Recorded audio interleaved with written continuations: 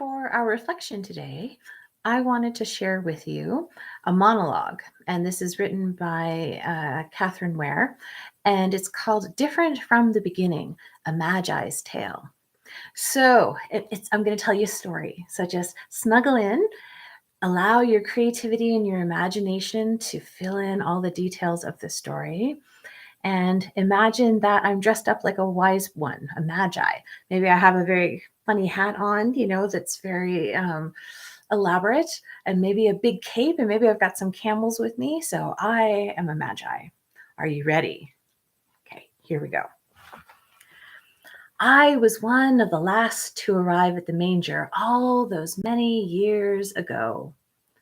I came with that group you often call the three wise men, but magi is probably a little bit closer. We are from the East, that's true. We are people who watch the stars, chart their courses, and delve into the secrets of the universe. We foretell the rise and the fall of kings and countries.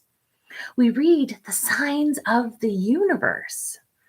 And when we arrived at that stable about a week after the birth, it was because the universe directed us and a star guided us to a new and very powerful king. You see, my people have been watching and waiting for such a long, long time. So long that we almost missed the signs. It wasn't a sudden thing. To be honest, we could have used a great big neon sign saying, "Pack your bags, it's time to go see the new king." But that's not how stars work. Over time, generations even, a story began to unfold of a great king who would be born in the West, in Judea, a king who would rule the entire world and whose kingdom would have no end. My friends and I studied the charts and peered into the night sky. When we saw his star rise, we knew we had to go. The heavens were on the move and the time was right. So we packed our bags. Some people thought we were crazy, reckless even. "It's not time yet," they said. "Wait, how do you know where you're going?" "What if it's a trap?" they warned. "We are not a people who act. We are a people who watch," they all chimed in. But we could not deny it. The stars, they were calling us. And if this was the birth of the new age, then we didn't want to miss it. So we gathered gifts appropriate for the King of Kings, gold for its beauty and purity, frankincense to be lit at the altar and carry his prayers up to heaven, myrrh, a rich perfume we thought he could use for trade, but it foretold much more than we imagined.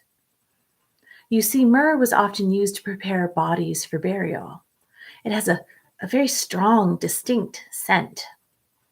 Not really fit for a baby bursting with new life, but somehow it fit this baby. He was different from the beginning. All of these rare and valuable gifts were loaded into our saddlebags along with provisions for our long, long journey. A journey not eastward or westward, but starward. A journey that was different from the beginning. Because we didn't know our destination, we only knew our direction. When we arrived in Judea, we went to see the king because it just made sense. Perhaps it was his child who had been born. If not, surely he would know where to find him. Either way, you don't show up into someone else's country unannounced. That's espionage. And we weren't spies, we were emissaries. Herod did know where to look. Bethlehem, the birthplace of the great King David. So we headed to this little backwater hamlet. It took us about a day to get there from Jerusalem, but we didn't find the child immediately. Even tiny towns can be teeming with children. So we waited for darkness to fall, and we looked starward.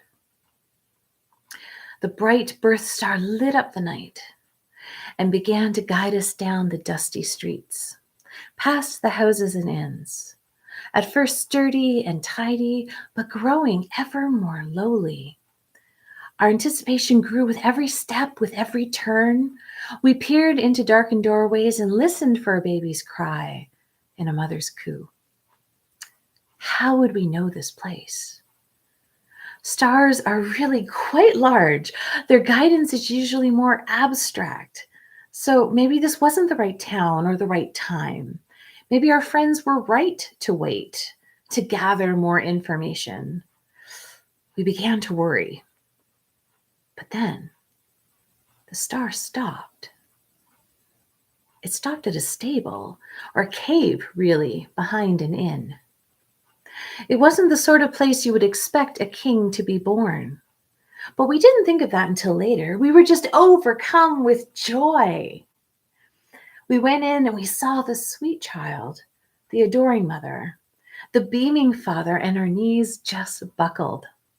It was more than the profound relief that comes at a journey's end. It was more than the heady excitement of finding a treasure long sought.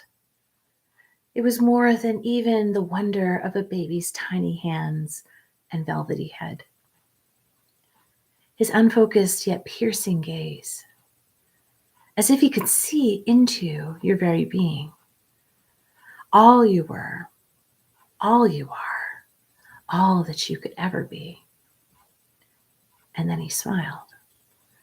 And the stars burst, and the angels sang, and the cattle lowed, and we wept with joy. Because the world will never be the same. Or maybe it was different from the beginning. The very beginning was the Word, and God and starlight strewn across the heavens, and then coming down to earth. God with us, the Word made flesh, wrapped in swaddling clothes, laid in a manger, bathed in starlight. Our journey's end and its beginning. Words to ponder.